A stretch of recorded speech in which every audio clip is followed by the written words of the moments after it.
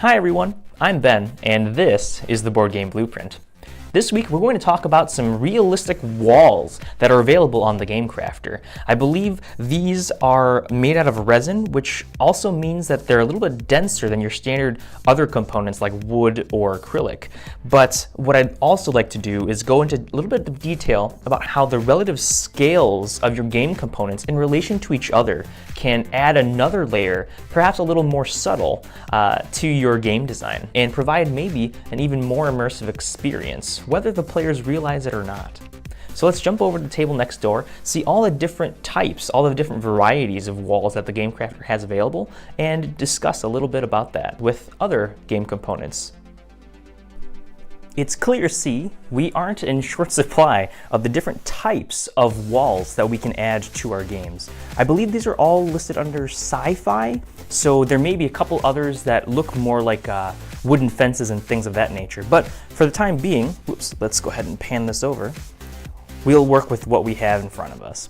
So this first one is going to be the standard. It comes in, you can maybe tell the difference, a little bit darker than some of these other ones, but it is a complete wall with square corners, square edges, and it looks about the same on both sides. So that's pretty nice for, again, your kind of general wall there. Now these three that are behind it all have different cracks and are broken in some way. So that's really cool to add a little bit more flavor, like they've maybe seen battle and other sorts of things. Or maybe it's part of a city that's in disrepair, abandoned by zombies and things, or abandoned by the people and invaded by zombies.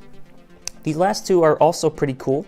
I like these, or this one here, because it has bullet holes. So again, really can evoke a lot of action that it's seen before. While this one is a broken column, which is really cool too. Now, I am pretty sure that there are other columns, like the bases and maybe a couple other, maybe a full column even. I'll have to check later, but this can provide something else that's cool if you're looking at like a Capitol building or something in ancient Rome or Roman-inspired architecture. And of course, these giant chunky ones could definitely do some damage, I think, if you were to throw them at somebody. I do not recommend.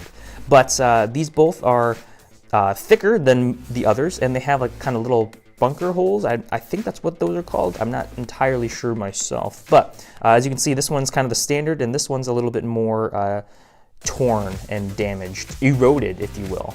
So to kind of put these into scale, I was going to show off one of the miniatures from before. This is going to be our friend, the Sci-Fi action hero. That's the name that I just gave him. And so if you put him up next to some of these other things, suddenly the walls don't maybe seem as large.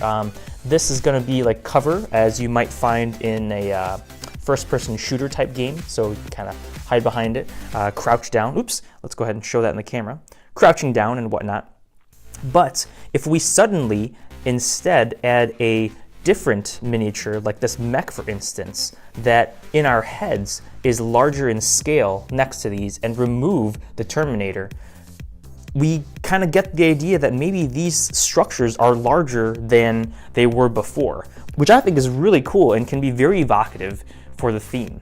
So imagine one last time that maybe we throw in a J-Teeple. That's right. Let's see if we can kind of get that to focus a little bit. Oh yeah, look at that face. Up next to one of these, and suddenly, again, these are large structures, large walls that are meant to maybe keep people out. But add in a couple trees, giant trees, redwoods, something like that, sycamore, and suddenly we're on the forest moon of Endor. So again, the possibilities are limitless based on how, or based on the relationships between the pieces. And that's just something that I wanted to show.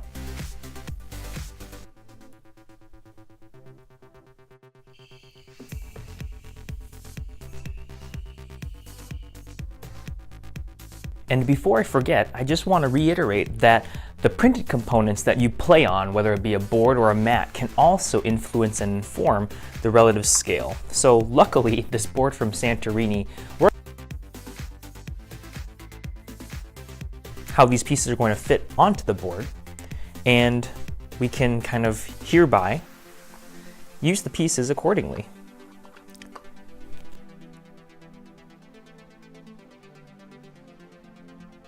I hope this video not only showed you some of the cool componentry that TGC continues to put out and make available for its designers, but also provided you with a couple considerations to think about when choosing those pieces for your next game. Whether it got you thinking about how pieces relate to each other in space, in scale, or even how board art and things like that can interact with them. Let's keep those gears turning. If you like this video, please give it a thumbs up and subscribe to the channel so that you can stay up to date on future content like this. As always, I'm Ben. This has been another episode of the Board Game Blueprint. And together, let's build something great.